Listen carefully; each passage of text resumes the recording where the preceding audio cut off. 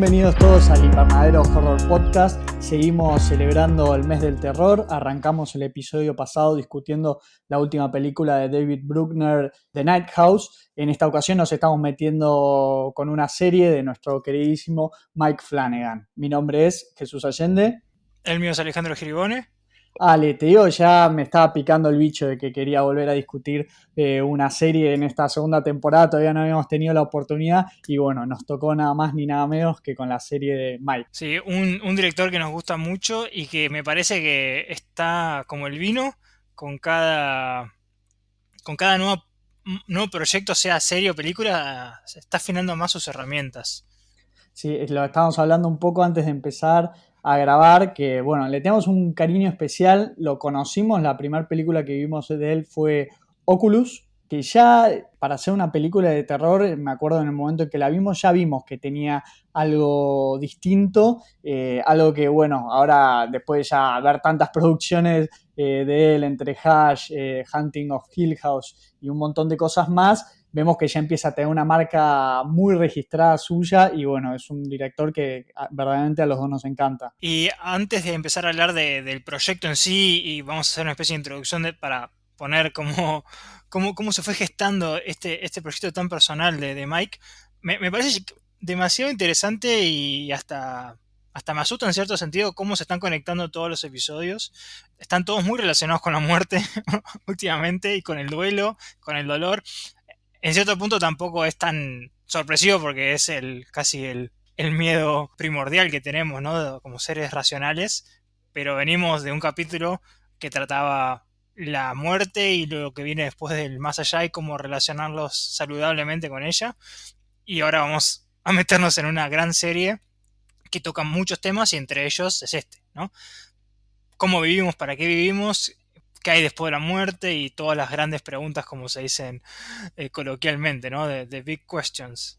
Y yo me voy todavía un par de capítulos atrás cuando discutimos Landmine Goes Click, que hablamos, pero surgió, no sé si era el tema en especial de la película de Georgia, pero hablamos mucho del tema de la redención, lo que significa cometer un acto tremendo y si hay perdón, si existe verdaderamente la redención, si uno puede seguir adelante, si puede recibir el perdón de la sociedad, de uno. En este caso se mezcla Midnight Mass, es la serie de la que vamos a discutir hoy, se mezcla con la religión y lo toca de una manera tan personal y tan ¿no? que interpela a la audiencia. Una serie me pareció verdaderamente muy inteligente, muy bien pensada y que toca tantas aristas que es muy difícil no sentirse representado con un montón de temas que toca. Si bien el prisma principal, si se quiere, es el catolicismo, ¿no? Porque primero por una cuestión de la historia y segundo, que ahora lo vamos a ir hablando, por una relación que tuvo Mike desde haber nacido en un pueblo muy chiquito, muy católico y haber sido monaguillo, etcétera. Habla específicamente de la fe y no pone ninguna religión por encima de la otra, sino que habla de, bueno, nuestra relación con la religión como un elemento que utilizamos para buscar algún tipo de confort ante respuestas que no tienen, De preguntas que no tienen contención. respuesta, perdón. Sí, de contención y obviamente creo que el principal elemento que tiene la serie, si bien toca millones de cosas y creo que todas las toca muy bien, es la corrupción humana, ¿no? Que puede corromper todo y cómo esa disonancia cognitiva puede como desvirtuar todo hasta que adquiere un carácter monstruoso. Pero me parece que dentro de todo este terror que vamos a ver en la serie, como todas las películas, no sé si todas las películas, pero todas las series Mike terminan como dando un mensaje positivo. Siempre algo alrededor del amor, pueden ser distintos tipos de amor, y acá termina siendo el perdón, ¿no? Como el perdón como cualidad casi inherentemente humana y específicamente el perdón personal. Justamente era lo que me refería con el tema de la redención. Un director que tiene claramente una sensibilidad aparte, justamente por estos finales de los que hablas, ¿no? Que suelen ser como muy emotivos, te tocan a algún lado del corazón. Para hacer una serie de terror, porque él tiene muy claro que maneja y dirige ese género y aún así le encuentra una vuelta para contar historias de amor, de pérdida, de un montón de temas que si bien toca la religión y bueno, como bien dijiste, habla de la religión católica, no lo sentí en sí como una crítica a la institución católica, sino que podría sacar al cura, en este caso que es el protagonista de la serie, y poner cualquier líder de cualquier religión y la serie funcionaba igual. Entonces me pareció que fue más allá de dirigirse contra una institución en particular, sino de dirigirse contra esto de lo que estabas hablando, de la corrupción que puede tocar cualquier colectividad. Sí, en inglés hay una palabra que se utiliza mucho para esto, que traducida en español sería fanático, pero es distinto, que es zealot con Z, que justamente es esta figura, ¿no? De ese fanatismo que no adopta o que no acepta ninguna debilidad de su propio, como de su propio entorno. Y me parece que lo que tiene interesante es, estamos hablando de religiones, pero es completamente aplicable a cualquier elemento o cualquier parte de la sociedad. Puede ser política, puede ser dentro de un colectivo más social. Siempre vamos a ver cómo se termina desvirtuando ideales o virtudes y se terminan convirtiendo en cosas muy monstruosas y muy dañinas, siempre, como todo, en pos o disfrazadas de buenas intenciones, que creo que es lo peor que tiene, ¿no? Así que yo creo que eso, que viene en un papel de catolicismo, porque es primero lo que él conoce íntimamente, por lo que vamos a ir hablando de su vida y su relación con la religión, pero como vos decís, puede ser cualquier tipo de religión o cualquier movimiento social o político. Así que eso es muy interesante porque en definitiva es algo completamente humano. O sea, es algo que todos necesitamos pertenecer a un grupo y a veces ese grupo se termina como fagocitando en pos de crecer o en pos de tener poder. Porque con esto que hablamos del tema de la contención religiosa, cómo puede aparecer, ¿no?, en lugares donde hay desesperación, donde se necesita encontrar respuestas donde la hay. Acá en el espacio que tenemos es esta isla Crockett, la comunidad Crockett, que fue devastada por la crisis económica, tuvieron creo que lo que mencionan, ¿no?, es que hubo un derrame de petróleo que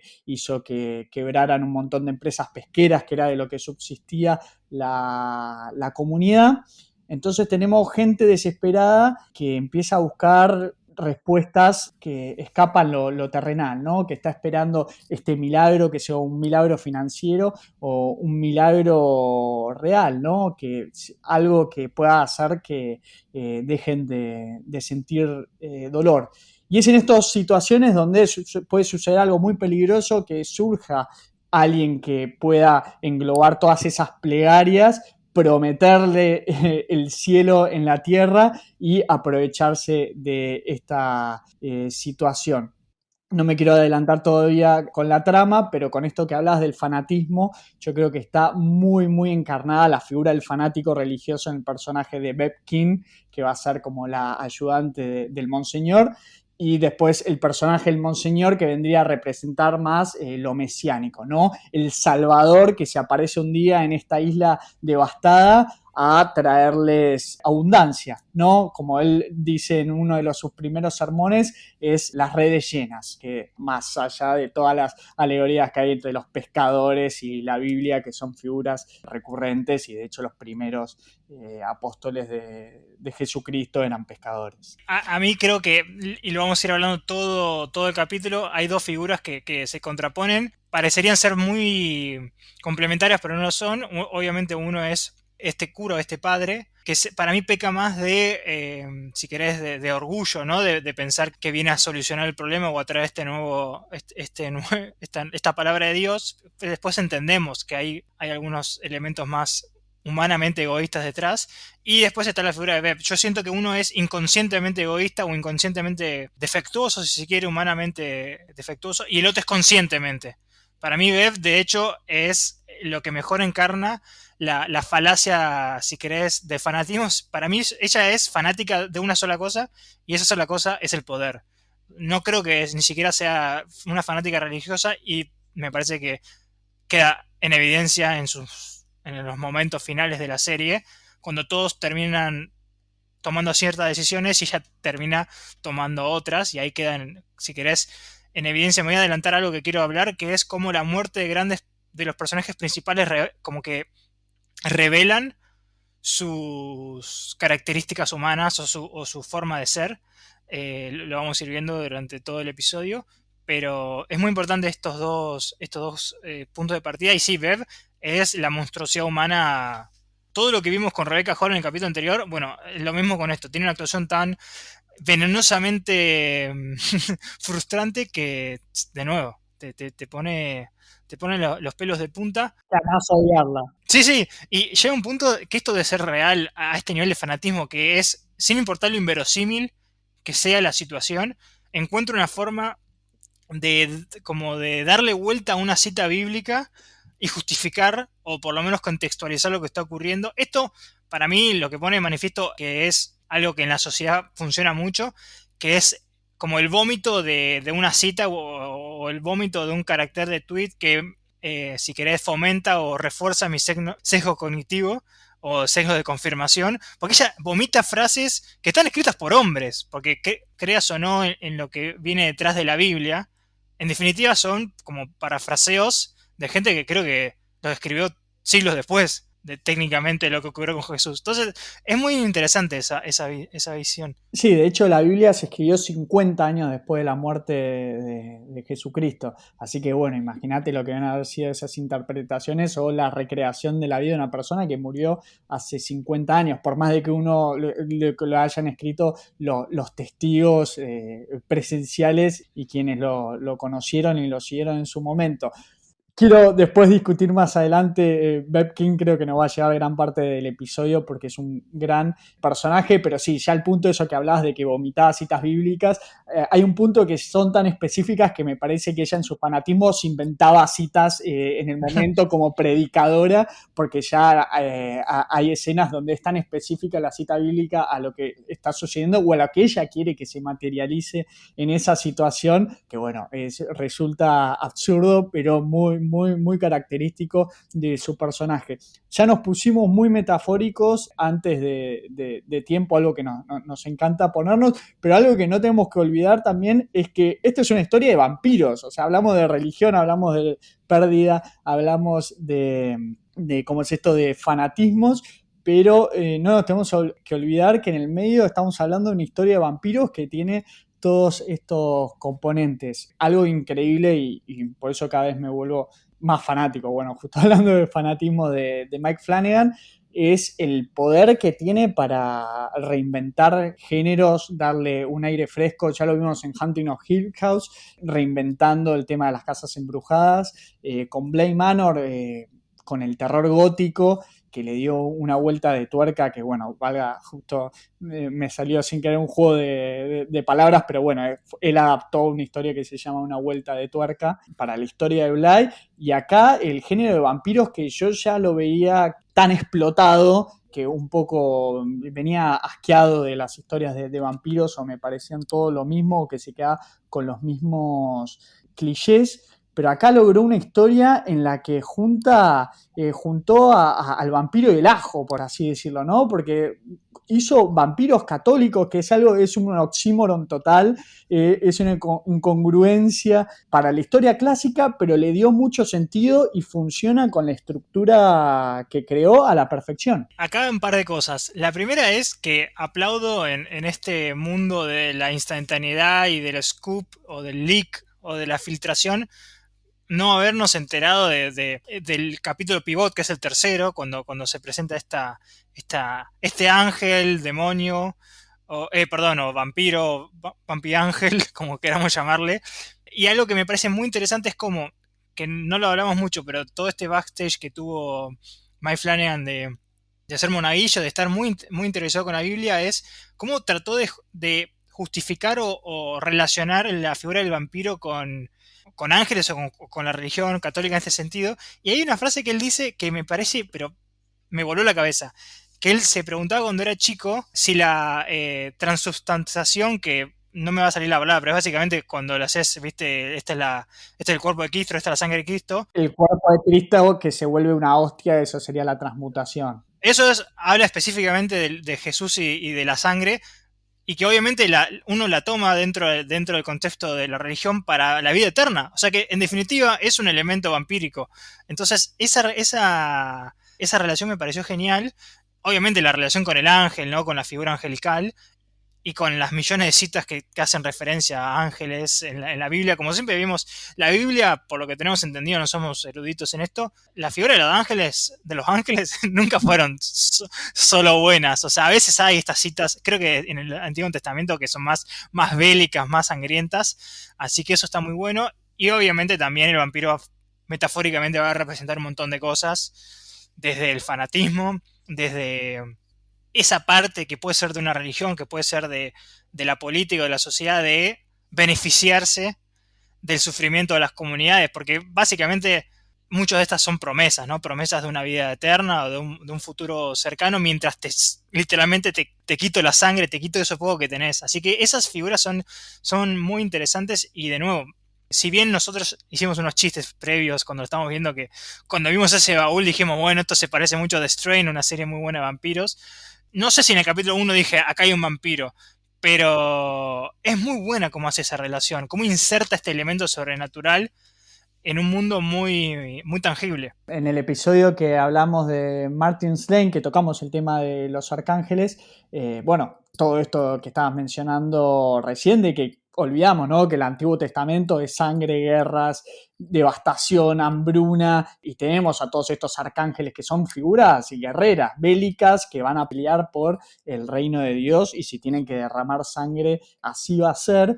Fue muy bueno que pudimos leer, vos me enviaste el ensayo que escribió Mike Flanagan, donde cuenta lo personal que fue escribir esta historia, ¿no? Su relación con la historia, porque vi toda la serie sin saberlo, y después me cayó la ficha para otra gran metáfora, ¿no? De qué es lo que significan los vampiros, porque tenemos, como siempre viste, bastantes estadías. Tenés como el vampiro supremo, más como en su estado perfecto, y después los primeros, los vampiros recién convertidos, ¿no? Que son como los ghouls de Helsing, ¿no?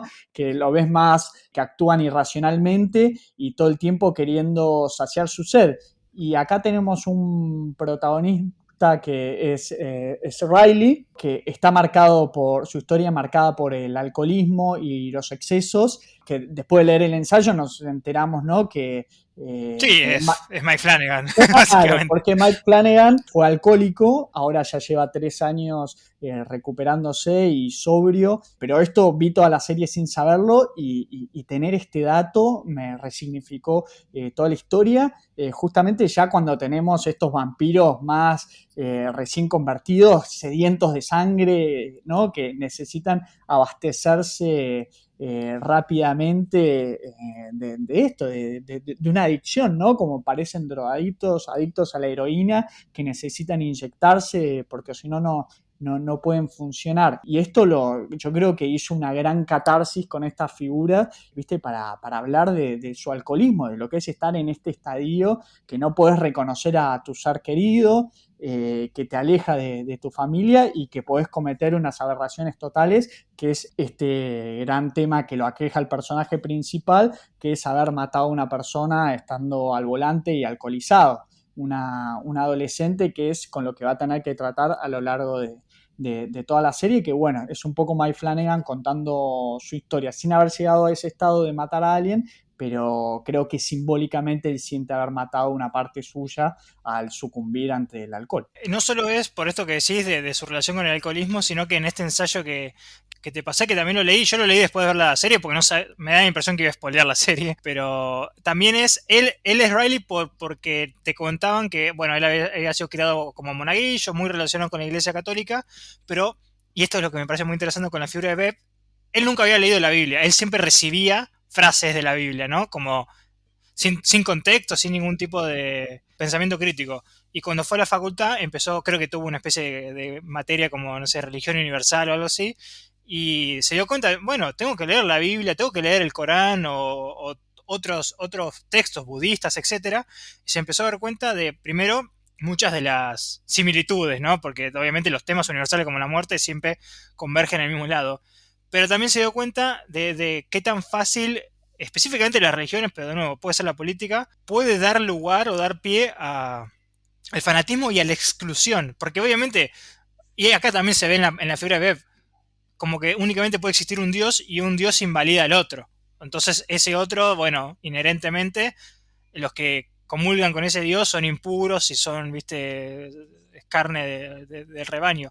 Así que con todo eso, con esa, él explicaba algo muy, muy lindo, que es que se termina alejando de la religión. No sé si eso es la parte linda, porque siempre la religión, creas o no, bueno, uno piensa que es en busca de algo bueno, pero termina encontrando espiritualidad en libros como de Einstein, ¿viste? De Pale Blue Dot, que es de. No me acuerdo si es de Einstein o Stephen Hawking, pero que habla más de la relación con el cosmos, que él le da como una especie de vuelta de tuerca al hecho de la esencia, ¿no? Que es el ser, con una parte más científica, y después se pone como un punto en el medio que también me parece copado. Pero lo que quería cerrar con este backstage, así arrancamos a hablar específicamente de la serie, es que este miedo que él tenía, que dijo que iba a ser la primera escena desde el 2010 cuando empieza a cranear todo este mundo de Midnight Mass, era eso, de matar y vivir. Ese siempre fue su peor miedo con el alcohol. No era solo perder a su familia, perder a su matrimonio, que es obviamente la actriz que interpreta a Erin, creo que era Erin, a Kate Siegel, sino era eso, matar y vivir, obviamente vivir con esta culpa. Así que desde el 2010, que esta era como la forma de iniciarlo, con Riley y este accidente.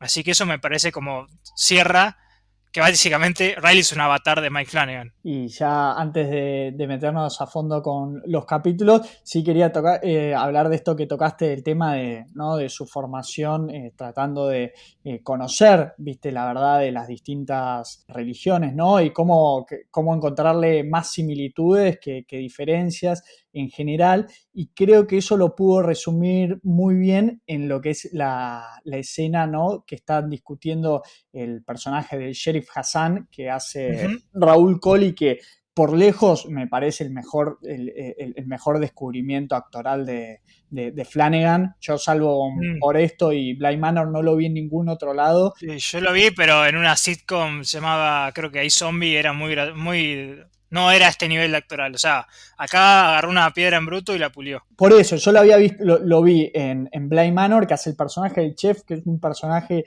adorable, que me encantó, muy bueno. Y acá hizo un giro de 180 grados, o sea, no estaba, en ningún momento sentí que lo estaba viendo al chef de Bly Manor, ¿no? Hace este sheriff musulmán que se introduce ¿no? en una sociedad conservadora minúscula, en una isla donde es el único que practica una religión diferente, con todo lo que significa ser musulmán en los Estados Unidos después del atentado de las Torres Gemelas. Así que esa carga también está. Pero a lo que quería ir antes de que nos metamos ya en todos los capítulos es como esto que estabas hablando de interculturismo, se puede decir así, o esta interreligiosidad que fue aprendiendo Mike Flanagan, que fue medio de autodidacta, de tratar de conocer las distintas religiones. Se ve bien resumido en esta discusión que tiene el personaje de Hassan con el de Beb King, que sería la fanática religiosa. Sobre la discusión era si debía haber educación religiosa o no en una escuela pública. Y bueno, obviamente Beb King lo frena y dice: vos sos musulmán. Y él lo que le refuta diciendo: en realidad nosotros es el mismo Dios el que estamos adorando, ante quien nos rendimos. Lo que discutimos son las miradas sobre lo que es la palabra de Dios, y dice: hasta Jesucristo es un profeta para nosotros los musulmanes. Nosotros lo reconocemos en el Corán como alguien que fue iluminado por Alá para predicar la palabra de Dios. Solo difiere el nombre Alá y Jehová, pero en realidad es la misma figura. Y me parece que un poco trata, ¿no? de cerrar una brecha en lo que son las discusiones religiosas, cuando en realidad es un tema de encontrar más similitudes que diferencias. Pero el fanatismo, al revés, siempre va a querer aislarse y no, como es esto, con una versión más purista, ¿no? De limpiar sangre. Pero bueno, si te parece ya con esto, que arranquemos a hablar un poco de qué va la trama y empezar a discutir los primeros episodios. Solo cierro con esto para poner un poco más de contexto a esta frase que creo que es del capítulo 2 o 3, que le dice obviamente que ellos creen en la palabra de Jesús, que está en este evangelio se llama de Ingel, pero lo que ellos creen es que la Biblia, o sea, que la Biblia ha sido, no sé si es corrompida, pero ha sido tan adulterada por interpretaciones del hombre que ellos creen o presumen que, bueno, que el Corán tiene como la información inadulterada. Pero lo más interesante de esa frase es que él no estaba ofendido por eso. De hecho, los musulmanes como que fomentan la búsqueda de nuevos conocimientos para llegar a nuevas conclusiones, mientras que del otro lado es únicamente la exclusión, únicamente esta es la verdad, es la única verdad. Y es muy, muy bueno como, de nuevo, uno argumenta con, valga la redundancia, argumentos y el otro es con máximas, ¿viste? Es como que se cae cualquier cosa que elabore Bev se cae de Maduro, que es únicamente fanatismo, no tiene nada que lo sustante.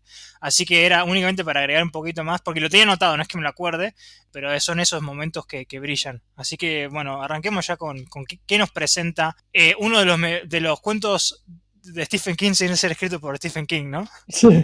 Bueno, acá tenemos la primer obra 100% original de Mike Flanagan. El comentario que lo decís vos, ya lo hablábamos, hicimos el chiste cuando la empezamos a ver, de cómo la isla de Crockett tiene un aura main, ¿no? Es donde se inspira siempre las historias de Stephen King. Las influencias son obvias, pero verdaderamente es una historia 100% escrita y dirigida por Mike Flanagan. Creo que en los guiones colaboró el hermano, lo vi en los créditos finales justo en Sí, el último episodio, no lo había visto antes, pero bueno, es una historia de él y verdaderamente se creó un universo muy impresionante, teniendo en cuenta de que ya vimos tantas historias de vampiros que ya es difícil encontrar algo nuevo y acá nos sorprendió con esto. completamente personal y como dijimos, ya lo hablamos, ¿no? Todo lo que significa para él.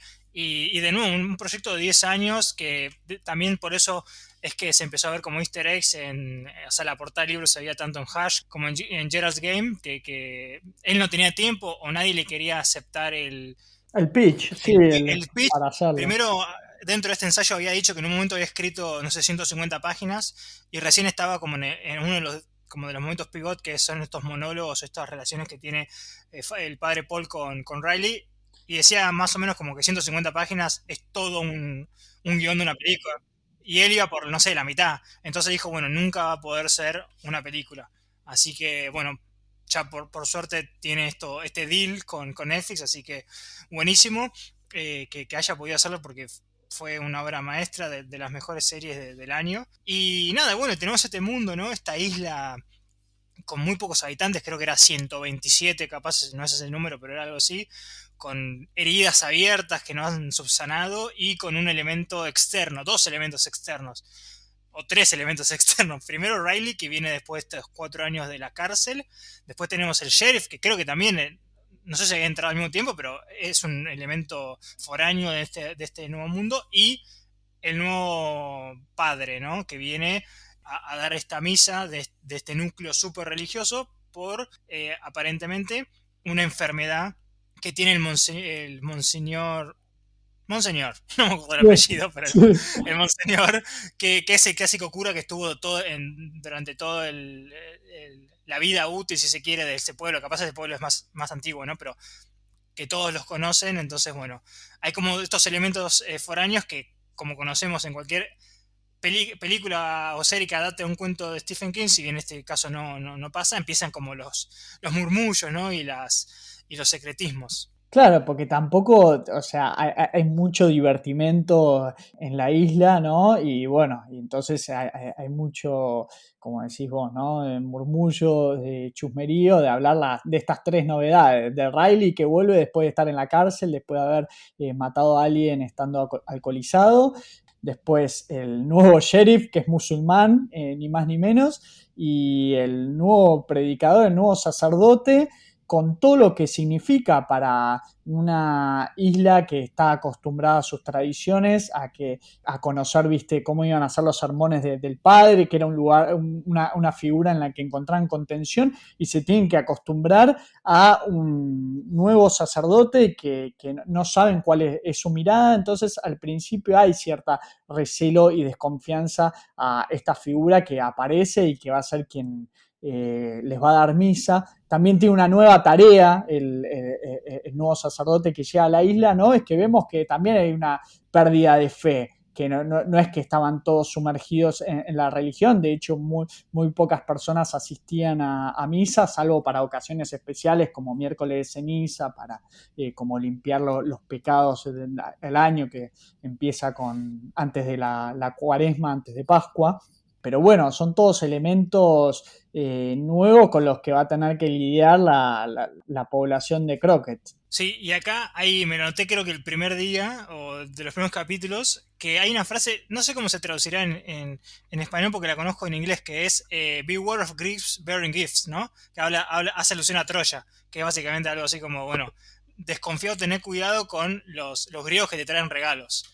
Es lo que vamos a ver, ¿no? Vamos a empezar a ver cómo capítulo a capítulo empiezan a ver milagros de distintas magnitudes y uno siempre tiene que tratar de... creo que la figura de Riley es la que trata de antepesar esto, de tratar de buscar una reacción, una racionalización a lo que está ocurriendo, pero yo creo que el ser humano está configurado probablemente por una necesidad de supervivencia desde los neandertales. Es más fácil creer que no creer, o es más saludable en cierto sentido creer que no creer. Así que bueno, esto lo vamos a empezar a ver con los capítulos, pero me parece que este primer capítulo, que es el clásico, ¿no? Tiene que insertarnos en los personajes. Estamos en un momento muy lúgubre del pueblo, perdón, porque viene de... No sé hace cuánto tiempo ha pasado, pero de este derrame, entonces ya mucha gente se fue, ni quiso vender la casa, directamente la abandonó. Y tenemos a Riley que viene en un nivel de nihilismo existencialista muy grave porque ya está con una crisis de fe. Dice una frase muy interesante a Erin, que algo así como, ya no vivo, simplemente existo. Entonces, bueno, tenemos como los primeros ingredientes en esta sopa que va a ir cocinando Mike Flanagan, que de nuevo está muy bien armado a las no sé cuántas serán horas, porque son capítulos largos, de ir como un crescendo, como cada vez poniendo más elementos sobrenaturales hasta que llega una orgía de sangre y violencia que es hermosa de ver. Bueno, qué bueno que lo mencionaste porque nos habíamos olvidado de mencionar que Erin vendría a ser el cuarto elemento foráneo. Es la amiga de la infancia de Riley, también perteneciente a Crockett, pero que desapareció, salió de Crockett para ser actriz y tener una vida mejor, y vuelve a la isla años después, casi al mismo tiempo que vuelve Riley, embarazada, y nadie sabe, o sea, ni quién fue el padre, ni cuál es su historia detrás. Entonces, bueno, también aporta a estos murmullos bueno, hablar sobre el misterio del regreso de Erin. Con Riley tenemos esta pérdida de fe, bueno, anclada por el haber matado a una persona. Entonces él tiene como esta carga de decir cómo yo, alcoholizado, pude sobrevivir a este accidente y una persona inocente perdió la vida. ¿Qué Dios podría permitir eso, ¿no? Y entonces, durante sus años de cárcel, él está 4 años en el presidio, se entrega a la racionalidad, ¿no? Entonces, él explica todo, busca respuestas científicas a todo su entorno porque ya perdió por completo la fe. Pero se nota todavía su origen de haber sido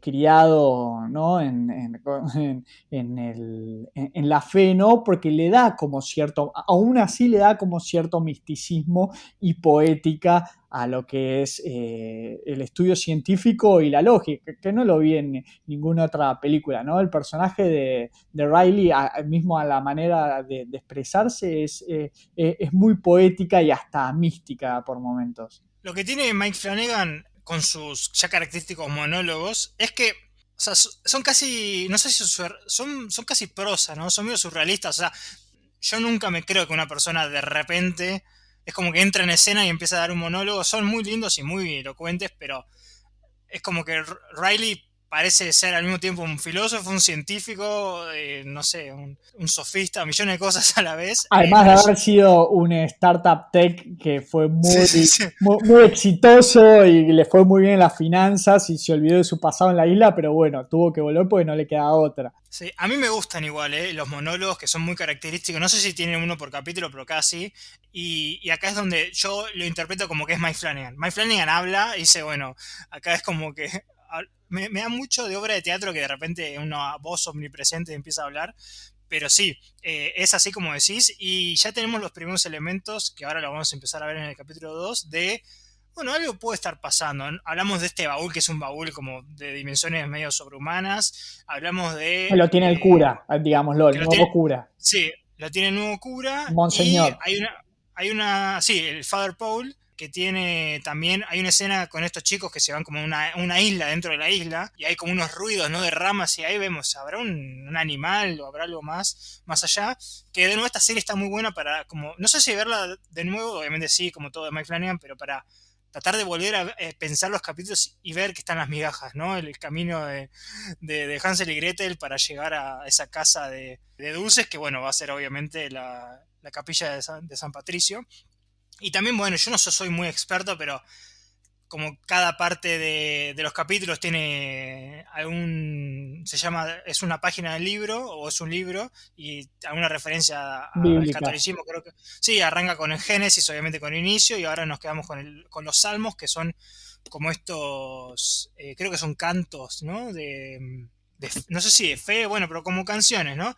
Y arranca ya con casi como una plaga bíblica, que son después de una tormenta que no la mencionamos en el capítulo anterior, o sea, el primer capítulo, tenemos todos estos gatos que están como bajo la orilla y aparentemente, como dice el sheriff, están degollados o están sin sangre. Ahí yo todavía me negaba a decir, no hay forma que sean vampiros, pero ya empiezan a ver estas interrogantes que, de nuevo, todos dicen, no, es un mensaje de Dios, o sea, todos buscan la misma forma de justificarlo, pero empiezan a aparecer estos elementos inconexos como este realismo tan profundo que tiene este pueblo en la miseria. Es que hasta que no se revela en el tercer episodio que son vampiros, y como hablamos, ¿no?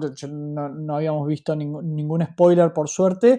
No te lo esperás, no te esperás que va por ese lado. Yo con esta escena donde tenemos todos los gatos muertos en la playa, dije, bueno, yo lo veía más sobre todo con las visiones que tenía Riley, de esta chica muerta que fue la que mató el al volante. Dije, bueno, por ahí van más por el lado de los espíritus y estos gatos ahí en la playa es un ritual, hay una secta en la isla, hay una gran conspiración, la conspiración después va a venir por el otro lado, ¿no? Con la iglesia y los vampiros, pero pensé que iba a ir por ese lado, que finalmente, bueno, viró a los vampiros clásicos, pero bueno, reconvertidos con la visión de Flanagan.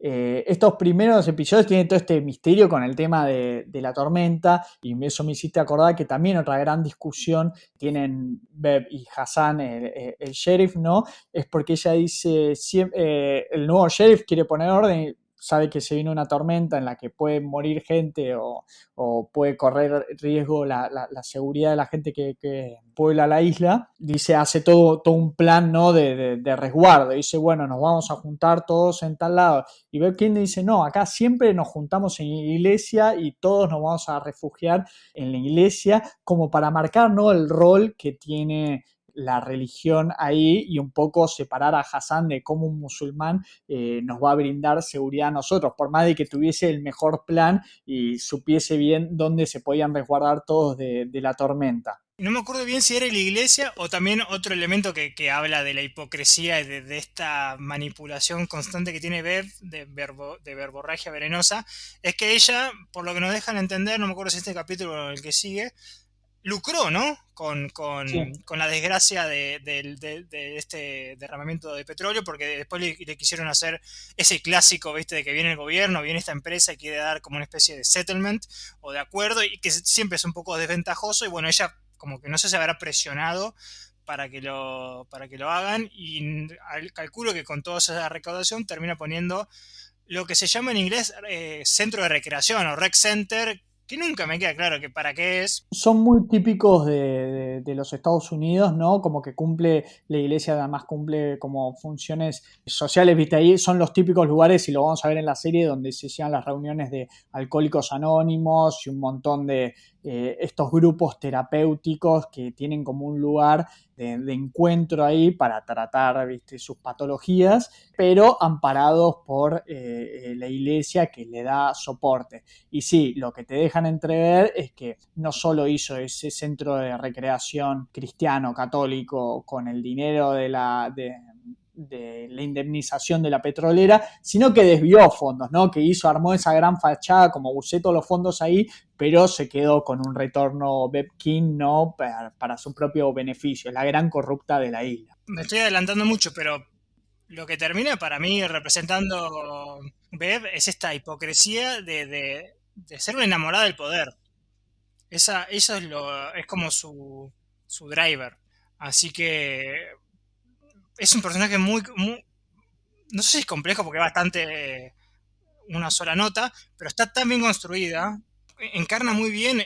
Digo que no es complejo porque no es como personajes que tienen esa humanidad obviamente imperfecta. Acá es casi, es el monstruo, ¿no? De la serie, es mucho más monstruoso que un vampiro que aparentemente no tiene ningún tipo de agenda, casi que diría que actúa por instinto, al menos que bueno, que decidieron deliberadamente no darle ningún diálogo, ni siquiera sabemos si tiene capacidad de raciocinio, pero Eve, que acá es la diferencia primordial y lo voy a ir contrapesando siempre con Paul.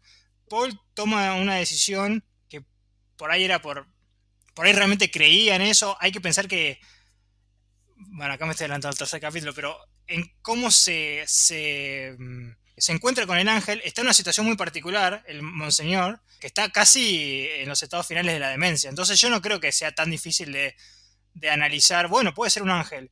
Y acá es donde te quiero plantear la primera pregunta.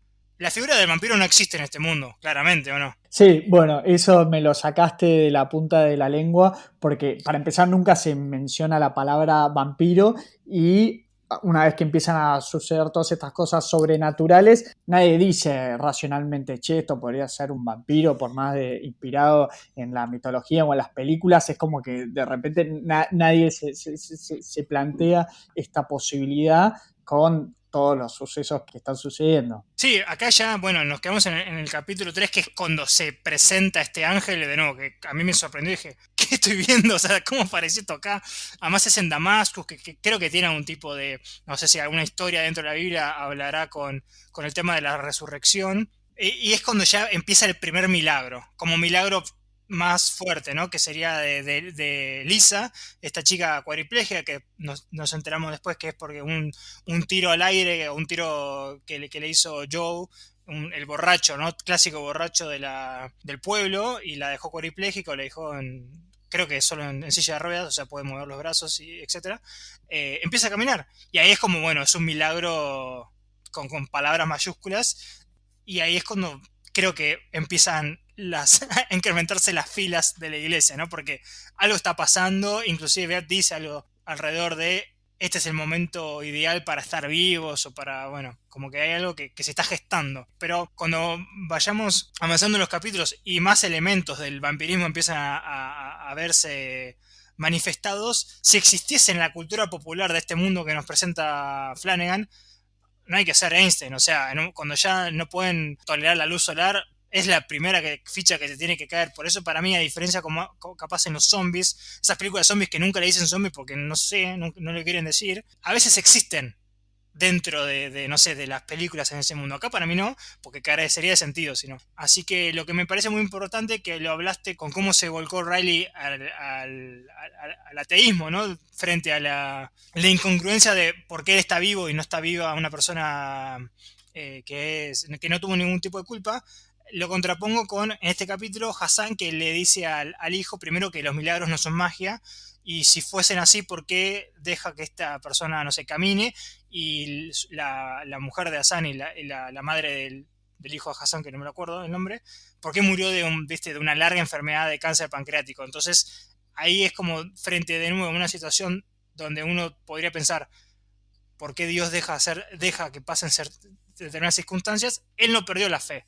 no sé si le aumentó, pero bueno, se volcó aún más a la fe musulmana. Y qué linda es la composición y el montaje de que a medida que, bueno, después del primer gran milagro, o por lo menos el que es más visible para la comunidad, que es cuando Lisa, que había quedado paralítica, camina frente a todos en la iglesia y bueno, se empieza a correr la voz en el pueblo y la gente empieza a asistir. Me gustó mucho cómo están intercaladas esas escenas con la música, que es como una sucesión de varias misas donde ves que se van engrosando las filas y la gente más agolpada en los asientos y como que tienen este nuevo fervor religioso que habían perdido, una sociedad que había perdido la fe y de vuelta se lanza todos los fines de semana a asistir a la misa y vemos a la vez cómo se va agrandando la figura del nuevo monseñor y también se va radicalizando sus discursos, sus sermones, cómo va creciendo a la misma vez la figura de Beb King, ¿no? Que hace como este sidekick,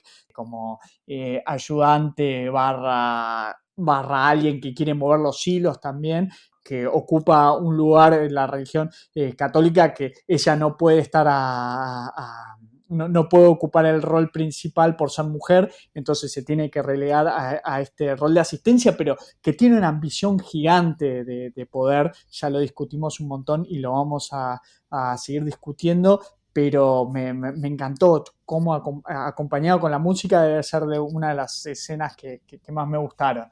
Este capítulo que viene ahora, que es Lamentaciones el 4, que para mí es donde más se pone foco a la figura simbólica de la adicción, primero porque ya vemos lo que sería la etapa de abstinencia, no sé si es withdraw, que se dice en inglés, que es cuando el padre Paul está más vampirizado y necesita tener acceso a sangre. Y entonces tenemos como cuatro tipos de adicciones distintas. Obviamente, Flynn y Joe son los alcohólicos, ¿no? Es la figura más clásica de la adicción. Después tenemos, para mí, la adicción de Bev King es una adicción de poder y de tener razón, estar siempre en lo correcto, siempre tener la última palabra, por más que le cueste o que el costo sea pinchar donde duele o matar un perro o envenenar al que sea. No, no hay, Que lo para hace. mí no hay tabú. Sí, que lo hace. No hay puerta que no esté dispuesta ¿viste? A tumbar en pos de lo que ella considera que es el camino, ¿no? Y obviamente después la necesidad o la adicción literalmente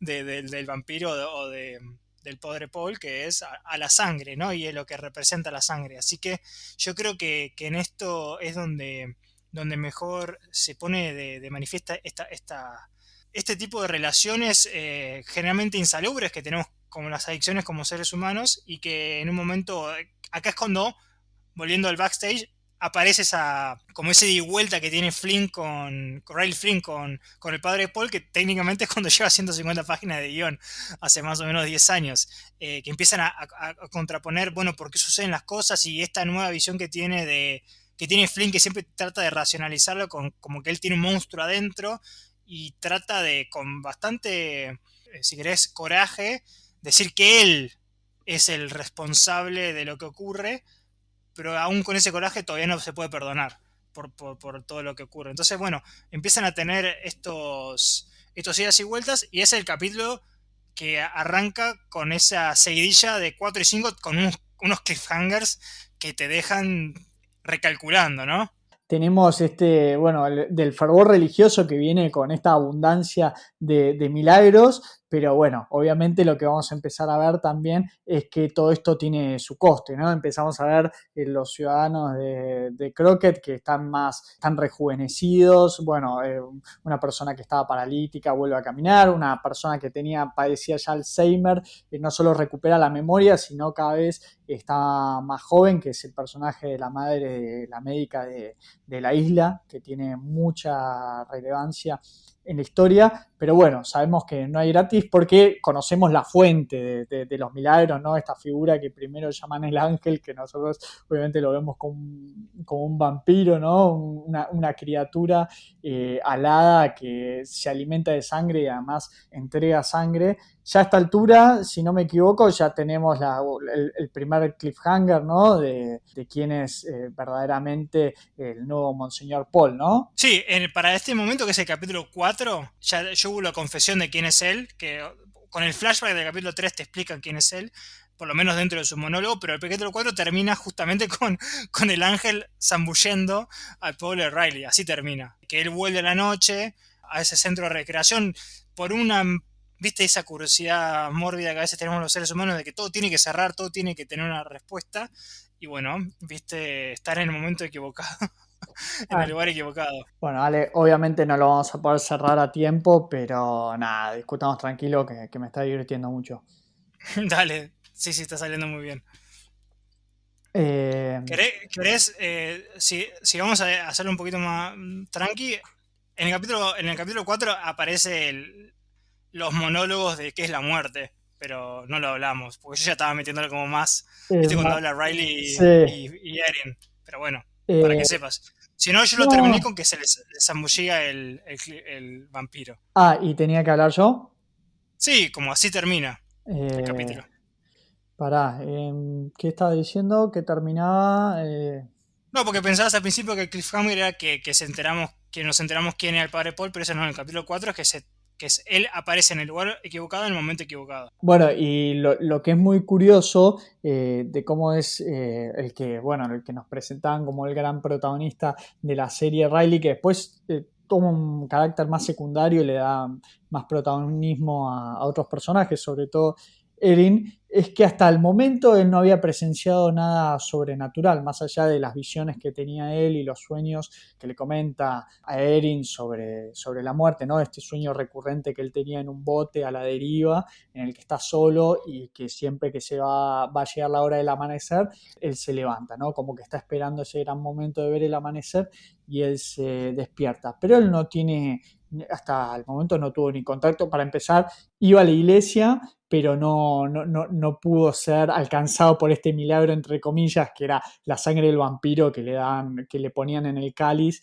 y el cual tomaban todos los creyentes de la iglesia, pero él siempre se sentaba detrás de todo y no comulgaba tampoco, porque había perdido la fe, pero los padres lo obligaban a ir a la iglesia, entonces él se presentaba. Pero no tiene ningún contacto con seres sobrenaturales, bueno, obviamente salvo con el Monseñor, que al principio, y quiero hablar también, creo que no hablamos tanto bueno, de el personaje que hace Hamish Linklater, que es impresionante. Yo apenas apareció en escena odié, porque dije, no, este es el hermano, es Matthew de New Adventures of Old Christine, es un personaje muy bobo, muy tonto, es imposible no relacionarlo con ese personaje, pero tardé 5 minutos nomás en decir, wow, qué atrapante esta figura, además que es como muy paterna, muy que habla con una serenidad y que a diferencia de Bepkin, que es fanática y es como que está repitiendo un discurso, yo veo que tiene como buenas intenciones, o sea, mal ejecutadas, pero es muy atrapante con el discurso que tiene. Obviamente después ya se va radicalizando su discurso. Pero bueno, a lo que iba era que Riley todavía hasta el momento que, bueno, finalmente es atacado por el vampiro supremo, no había tenido contacto con nada sobrenatural. Para mí el personaje del padre Paul es de los mejores, o si no es el mejor construido, y de nuevo, ver estas contraposiciones, porque no lo conocía de otro lado que de esta sitcom, que siempre hacía de medio de bobo, es por lo que es tan valioso cuando grandes directores y guionistas escriben buenos personajes. Tiene un arco muy bueno también de redención y que vamos viendo cómo al principio parece estar en una especie de misión divina, ¿no? Porque realmente comulga con la idea de que es un ángel y que está tratando de traer la palabra de Dios. Hay que pensar que él trajo el ángel. Este ángel estaba aparentemente en una cueva, no sabemos si estaba encerrado ahí o qué, y lo trae a este pueblo, ¿no? En el baúl. Y sí, conforme pasan los capítulos, específicamente creo que el 6 hay un capítulo que da como un discurso que es casi de cruzada. O sea, vamos a crucificar a los infieles, ¿no? Habla mucho del concepto de ser guerrero, ¿no? Soldado de Dios. Pero para mí viene más que nada del concepto, del hecho de que él conoce esta figura siendo casi un viejo senil, demente en la palabra literal de demencia, ¿no? De loco. Y bueno, y ha sido revivido. Si no está la figura del... Yo lo que siempre pensé en la serie, si no existe la figura del vampiro, no me parece tan ilógico que piensen que es un ángel o que es una figura del más allá, ¿no? Por lo que ocurre. A mí lo que me parece de lo que tiene la serie es que uno que siempre habla de la fe y la religión también, la religión trata mucho de la culpa y de sacrificio, pero lo siento muy como que, bueno, ven milagros, ven cosas que pasan y no es muy difícil decir, bueno, me quedo con el lado ganador. O sea, como que no veo ningún tipo de, no sé cómo poner en palabras, pero como de empeño. No sé si se entiende lo que trato de decir. Bueno, ven que están ocurriendo cosas buenas, bueno, vamos con estos. Bueno, pero ya lo mencionaste al principio del capítulo, lo que son los sesgos de confirmación. De repente es encontrar algo que lo pueden justificar a su manera, decir, bueno, es un monstruo, pero tiene alas. Bueno, los ángeles también tienen alas, entonces tiene que ser un ángel. Pero bueno, no puede ser un demonio. No, porque nosotros no sabemos cómo son verdaderamente los ángeles. Y mismo Bev King cita una frase de la Biblia que dice, todas las veces que aparecieron los Lo ángeles, estaba pensando. el hombre sintió temor, ¿no? ¿Y a qué es a lo que le vas a tener temor? A una figura grotesca como la que se presenta ya para el final de la serie, ¿no? De este vampiro que me pareció precioso, este vampiro con la túnica de sacerdote.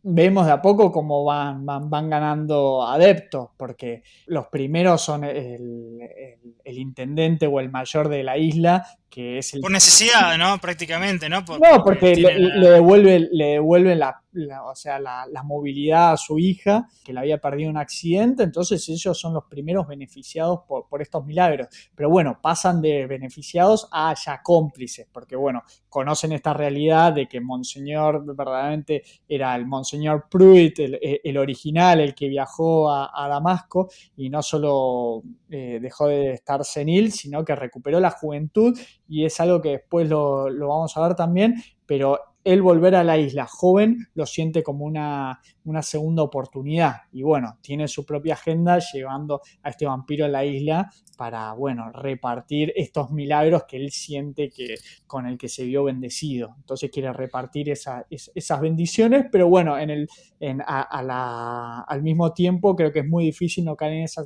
sensación de él de repente sentirse un dios en la tierra, ¿no? Estoy repartiendo estos talentos, estas nuevas oportunidades al mundo y yo soy la figura que lo está atribuyendo, entonces me enaltezco, ¿no? Es ahí cuando él está en el altar, está en toda su gloria y ve cómo van creciendo las filas de adeptos a la iglesia. Sí, sí, eso es verdad. Igualmente yo nunca sentí que él, bueno, como que se crea un personaje, ¿no?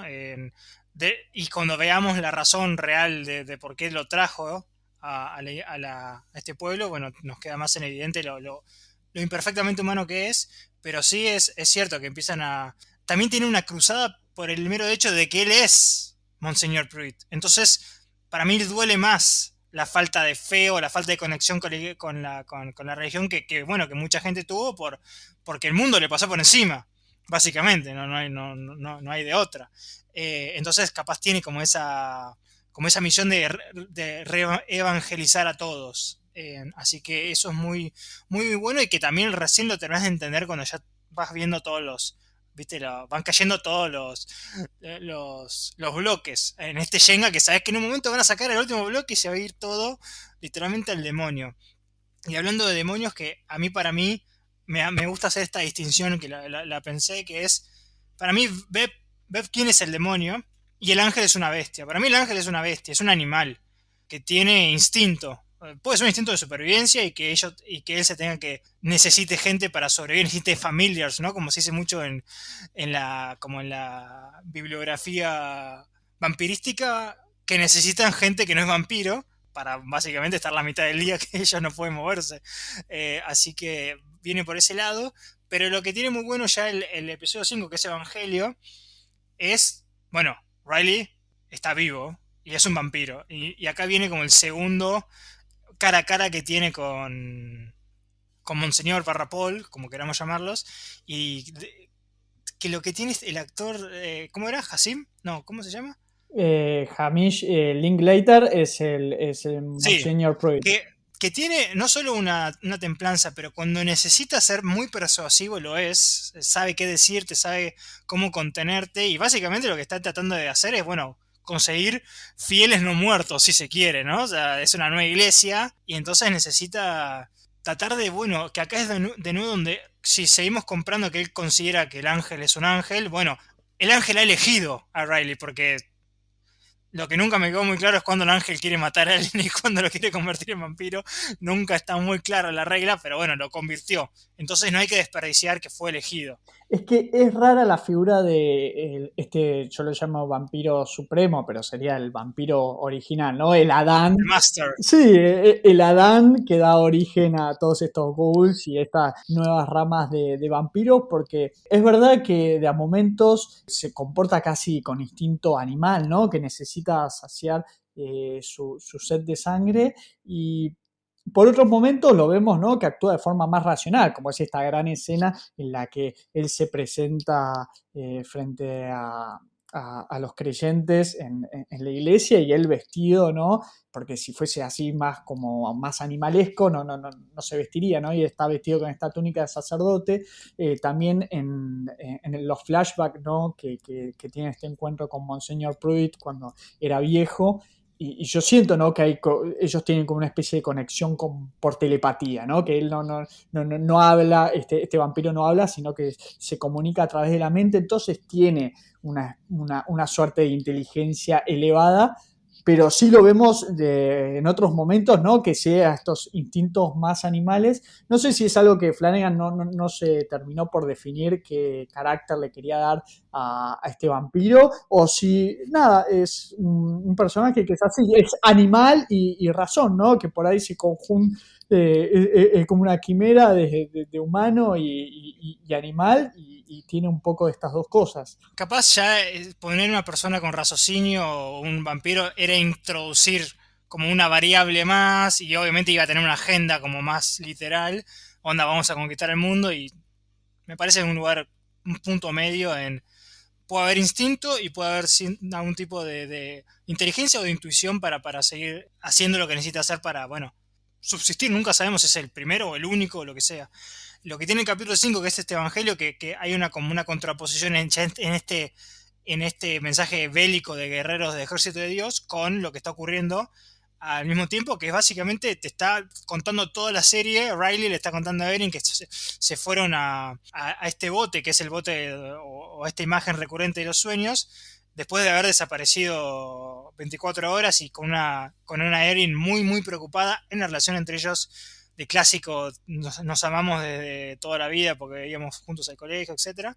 Y le cuenta todo, le tira, le vomita todo y ella le cree hasta cierto punto, pero necesita, él sabe, ¿no? Que acá es donde yo empiezo a decir que este va a ser el primer eslabón de lo que tengo dicho, es cómo la muerte de cada uno de los personajes principales pone de manifiesto sus características como seres humanos. O sea, él se sacrifica para salvar a Erin, para tratar de salvar a Crockett Island y ver si se puede redimir de su pasado, ¿no? De sus errores, porque sabe que en definitiva, o no sé, el cosmos sabe que fue una buena persona y por eso cuando termina con esta imagen desgarradora, él lo que ve es a, bueno, esta chica, no sé cómo se llama, sonriendo y aceptándolo, bueno, La chica que mató. podés, claro, la chica mató, te podés ir a donde sea que nos vamos a ir en paz. Mientras del otro lado vemos la cosa más, esto es Mike Flanagan one on one, ¿no? O sea, dejarte ese grito que la verdad ya me da lástima, pobre la mujer de Mike Flanagan, que le tengo acá el nombre de la actriz, no la para de pasar mal, o sea, la pasa más en Hush, la pasa mal en Hunting of Hill House, la pasa mal en todos lados. Kate Siegel. Pero bueno, En es muy Bly Manor potente. es un demonio, es un espíritu Claro, también muy eso, resentido. muy resentido. Pero bueno, actúa muy bien en todos lados, así que se lo dejamos.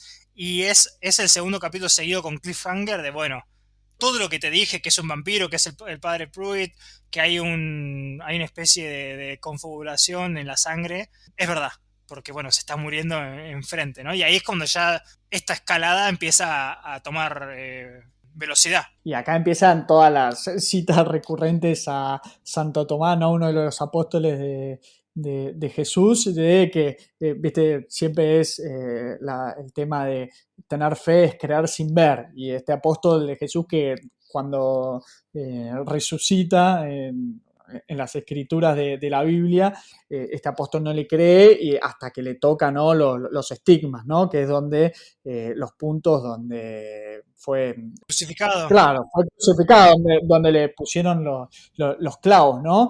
Esto es de hecho lo que hace Riley, después lo que van a hacer, lo que va a hacer Monsignor Pruitt cuando introduce el ángel barra vampiro en la iglesia para que lo vean todos los pobladores, pero claro, él acá de vuelta tocando el tema de la redención, ¿no? Tenemos que Riley, una persona que cometió un acto terrible, del cual se siente muy culpable, del cual ya cumplió con la sociedad porque él fue preso, ya cumplió, pero no se puede perdonar a él mismo.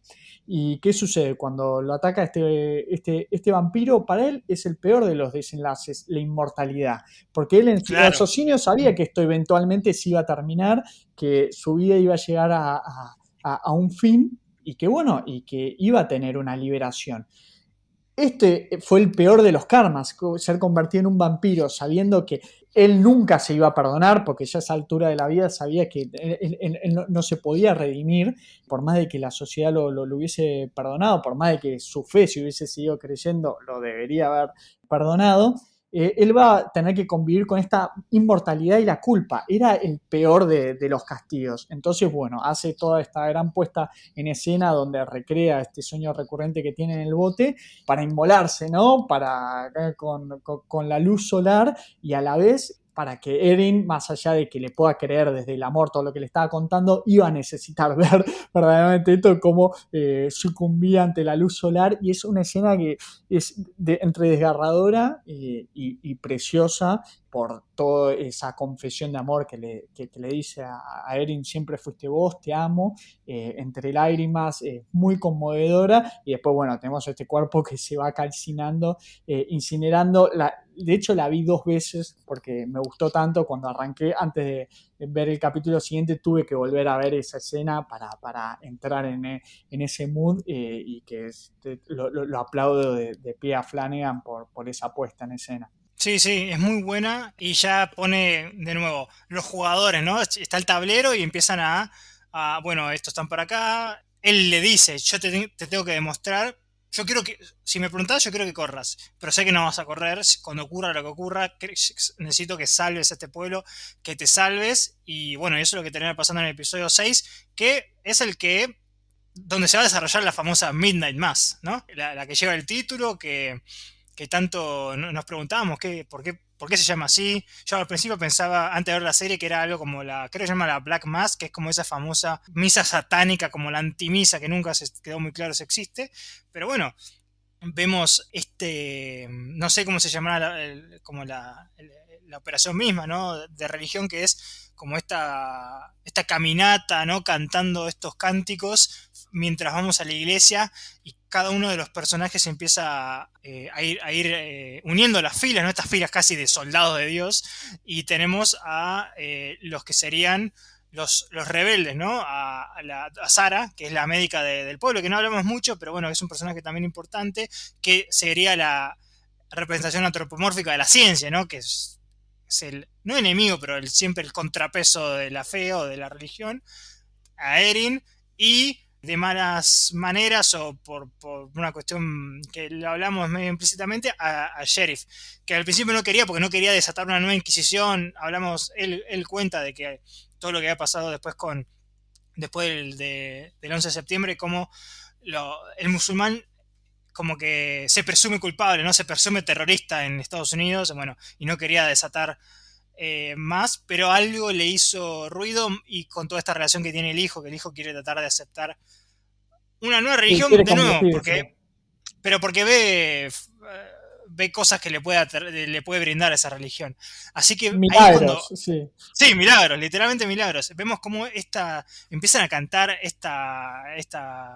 casi que parece algo onírico o, viste, como ángeles cantando, literalmente es muy linda la tonada, pero sabemos, bueno, cada vez empieza a incrementarse el volumen hasta que llegan a la iglesia, y ahí es cuando vos habías dicho que, bueno, que termina viniendo. El elemento es, bueno, les voy a tener que decir quién soy, yo soy el padre Pruitt, y los voy a mostrar al ángel, porque necesito que terminen de creer para lo que van a tener que hacer, porque algo le dicen, hoy van a hacer una prueba, es una pequeña prueba de fe, que básicamente es suicidarse, y acá de nuevo es imposible no hacer la relación con Jonestown, la Sí, clásica secta de los Guyana, suicidios ¿no? Sí. masivos. Sí, son todos muy...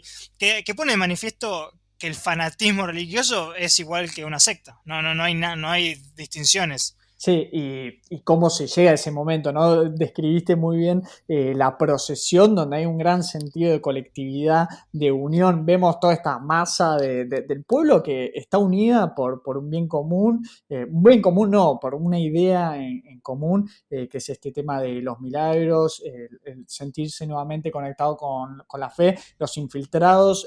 Bueno, obviamente ya hablaste de Erin, que Erin a la vez sigue siendo religiosa. Sí, Creo que la madre de la médica, después de ver un discurso muy radical, Monseñor, un poco sí, ya le agarra alergia, dice, esto con lo que sucedió vamos a bien. saber después. Perdón, perdón que te interrumpí, que ahora te dejo. Con lo que pasa después y el reveal después, entendés por qué no solo es que es como más bélico o más incitando a la violencia, sino quién lo dice.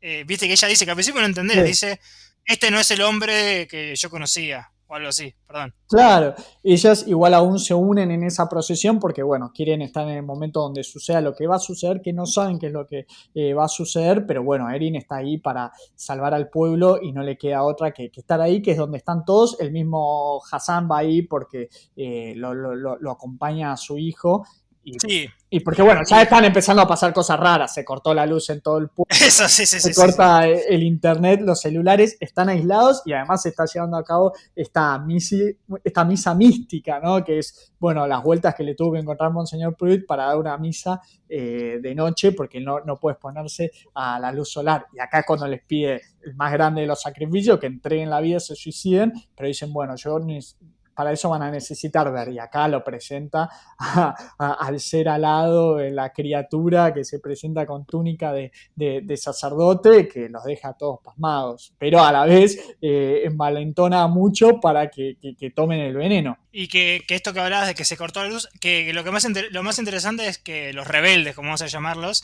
ya saben que hay algo raro, que no andan los ferries, o sea, los barcos que hacen los traslados, básicamente entienden que los están encerrando por algo. Ya habían habido algunas, por ejemplo, Erin le cuenta a Sarah lo que pasó con Riley Finn, y Sarah le muestra que ella estaba tomando muestras literalmente de la madre y se quemaban con la luz solar, o sea que no sé si ya compra el cuento, pero hay elementos para sustanciar lo que está diciendo.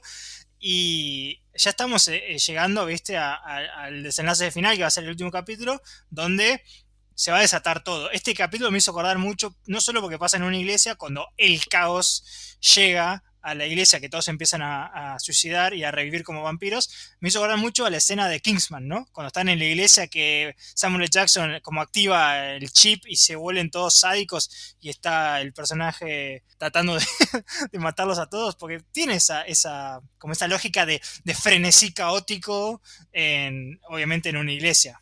Yo le encontré más cosas por ahí de Wickerman o películas de folk horror, ¿no? De toda una comunidad ya complotada por un objetivo en común y que los 3, 4 personajes que disienten corren un peligro gigante. ¿Y qué es lo que va a suceder cuando, bueno, empiecen estos suicidios masivos dentro de la iglesia y revivan como criaturas, como wolves sedientas de sangre, donde es tremendo, acá ya rompe tabú Flanagan, sin exacerbar la violencia, ¿no? Porque se podría haber puesto por ahí más, como es esto, más Sí, más gore gore. o cosas que no necesitaba, pero vemos, tipo padres que se comen a los hijos, parejas que se atacan entre sí, cosas sin exacerbar innecesariamente la violencia, porque ya se entiende, ¿no?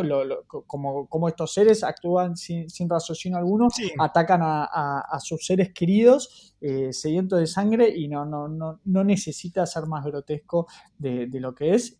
Pero es tremendo. A partir de acá también ya bueno, se pone más de acción. Si llegaste a Midnight Mass, y te prometieron vampiros y estabas buscando acción, la vas a tener si llegaste hasta este punto.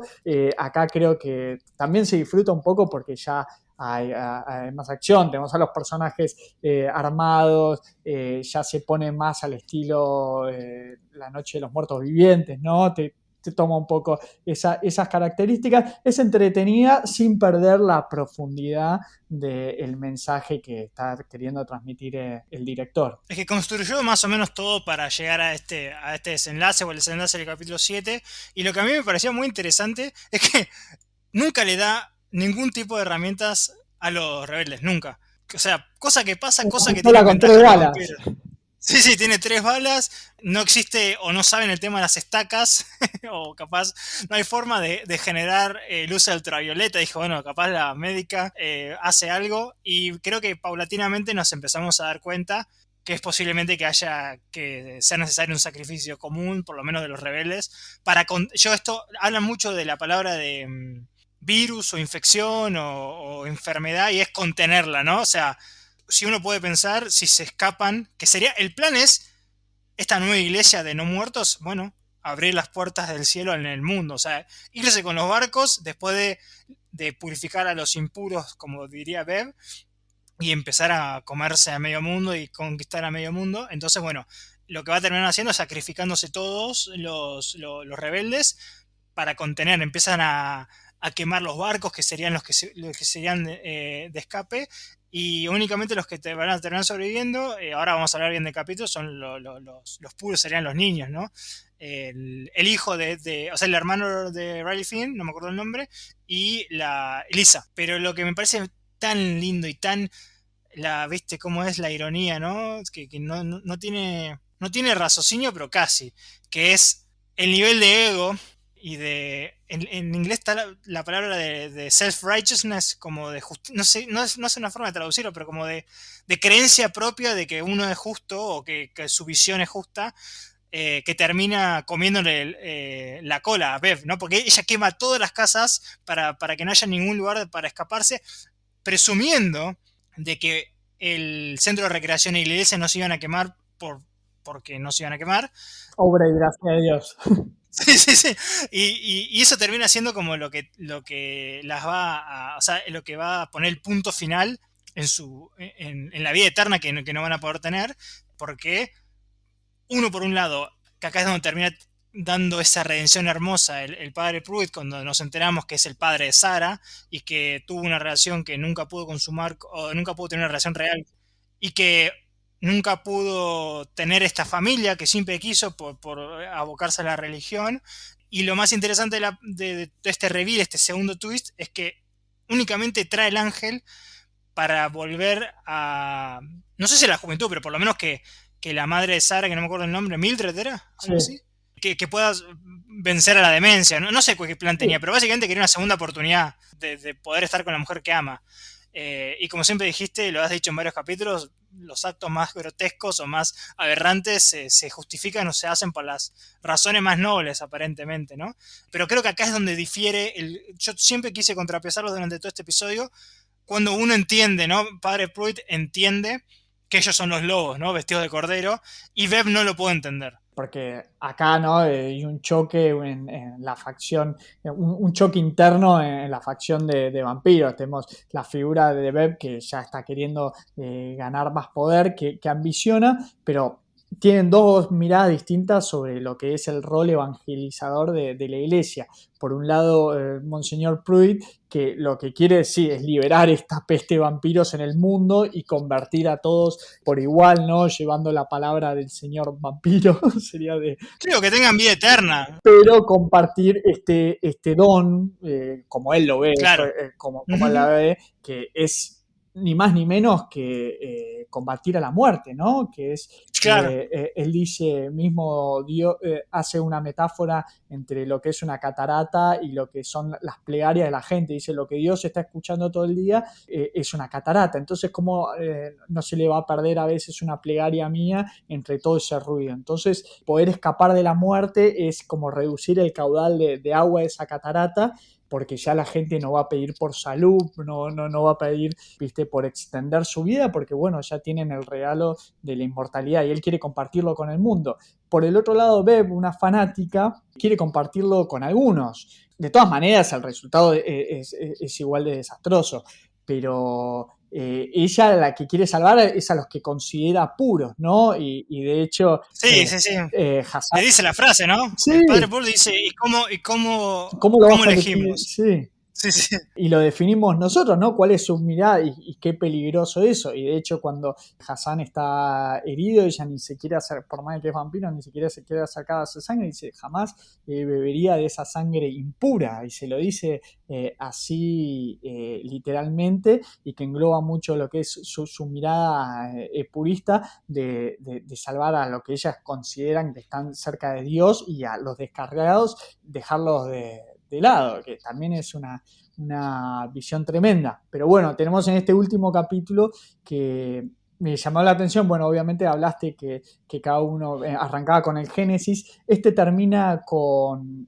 se llama Revelación, que es muy interesante, ¿no? Porque revelación a la vez para el catolicismo es apocalipsis, ¿no? Apocalipsis viene de una palabra griega que es apocalypse, que literalmente significa revelación. Y acá se da este doble juego donde hay un apocalipsis en la isla, Sí. ¿no? Porque, Micro, contenido. sí, claro, bueno, pero desaparece esa isla porque prenden fuego todas las casas, toda la población sucumbe ante la peste vampiresca y realmente desaparecen del mapa. Entonces, en esta gran revelación que es por un lado conocer la verdad, que es que el padre Paul es Monseñor Pruitt, o sea, se reveló, hubo una gran revelación y cuál es el origen de todos estos milagros, a la misma vez fue su perdición, porque compartió ese milagro con toda la isla, todos sucumbieron ante esta sed de sangre,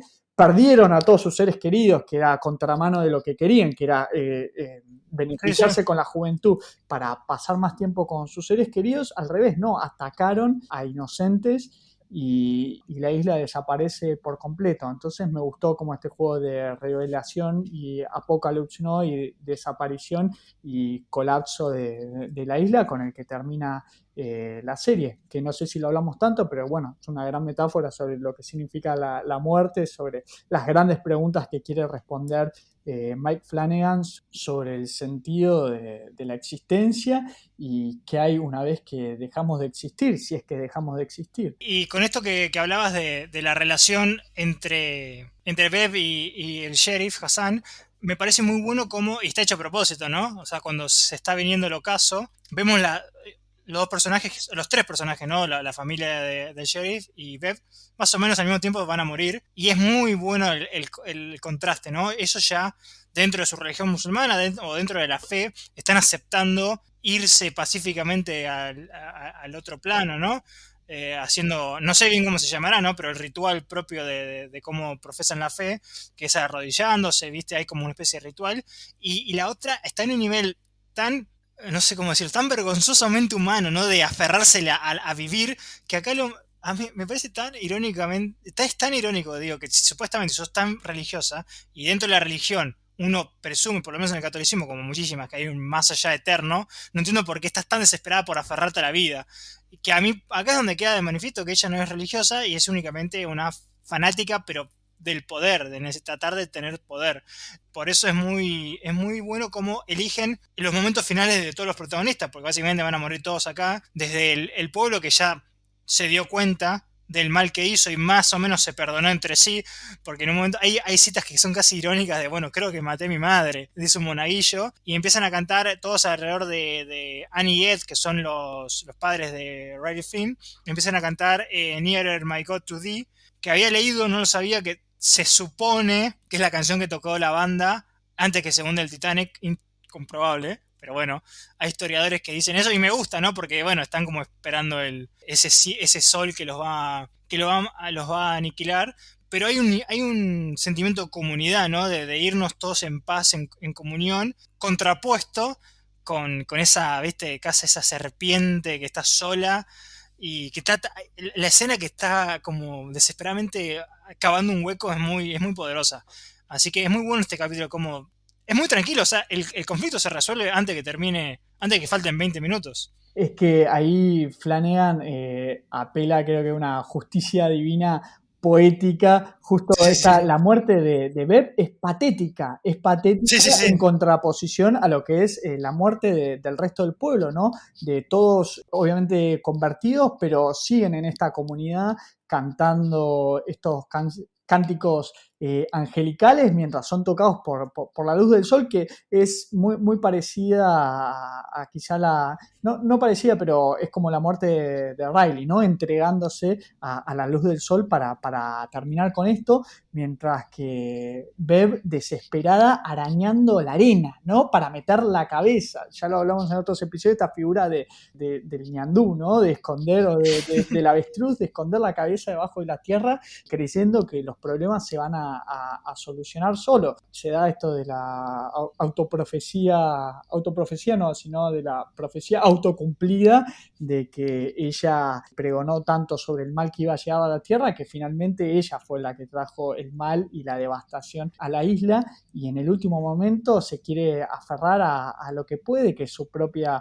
desesperación, y ahí en soledad, enterrándose en la arena, mientras el resto del pueblo en comunidad, no aceptando esta realidad de que fue terrible lo que hicieron, que no pueden seguir después de eso, y bueno, y se entregan a su Señor, a su fe, que se los lleve con la luz del sol. No quieren convivir con esta realidad de ser criaturas de la noche, que además se tienen que alimentar de seres humanos y en muchos casos de seres queridos, que son la fuente de alimentos más cercana que llegan a tener. Sí, porque bueno, obviamente es la metáfora de la compulsión, que está tan representada por la figura del vampirismo en general, no solo en esta serie. Y la serie y el capítulo termina, de nuevo, con Mike Flanagan dando sus famosos monólogos o soliloquios, que en este caso es en la figura de Erin, que también está siendo devorada por el vampiro y por el maestro, ¿no? El maestro.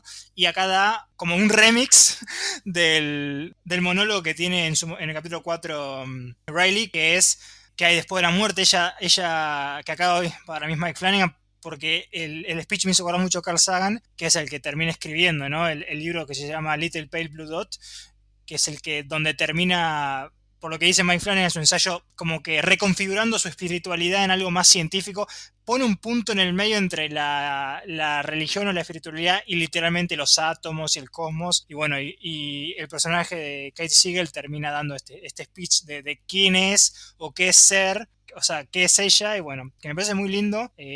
No lo voy a recitar porque lo voy a decir mal y va a quedar horrible, pero de nuevo, esa forma de cerrar la serie con algo positivo y que el perdón siempre termina siendo necesario y que no importa qué tan drástica sea la situación, siempre hay lugar para perdonarse si uno se perdona a sí mismo. Y bueno, la serie termina con los sobrevivientes ahí en el medio del agua porque no quieren que lo que sea que los pueda llegar a contaminar llegue al otro lado. Y bueno, y ven como el ángel está medio tambaleando porque Erin como que le hizo cortes muy estratégicos en las alas. Queda la duda, bueno, si ese fanatismo religioso que viene siendo la representación en la figura del ángel o el vampiro, logrará llegar a esos 30 kilómetros, creo que eran, antes que llegue la luz o no. Que ahí está el ángel, vemos al ángel desnudo, metafóricamente, ¿no? De cómo esta figura poderosa, mesiánica, ligada a Dios, la vemos imperfecta, ¿no? Tambaleándose,